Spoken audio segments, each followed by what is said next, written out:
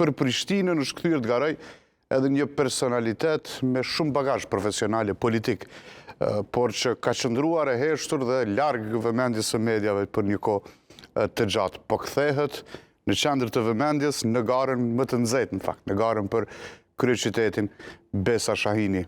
Mirëmbrëma edhe kënaqësi të pasur studio. Faleminderit shumë për ftesën. Ku ke qenë këtë ditë? Ku ke qenë këtë kohë? Çka ka qenë duke po Besas? Këtë kohë, prej që jam kthyer në Shqipërisë në vitin 2021, kam punu kryesisht si konsulente me disa organizata ndërkombëtare.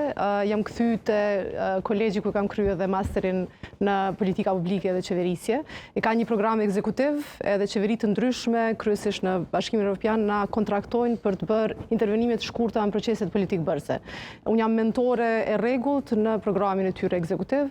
Ka qenë punë që më ka lëvërdis shumë për shkak se orarin e kam patur në kontroll, ndërkohë na ka lidhur një vajzë, është 3 vjeç tash, dhe kisha kohë edhe të kaloj me këtë, edhe të punoj, të rikuperohem pak financiarisht nga shërbimi publik në Shqipëri, edhe do të kthehem pak edhe studimeve dhe kësaj pjesës që i kisha lënë pak anash.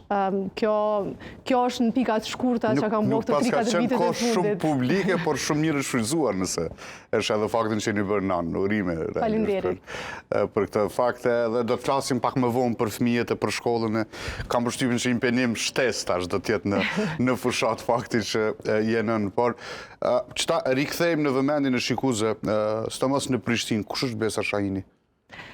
Atëherë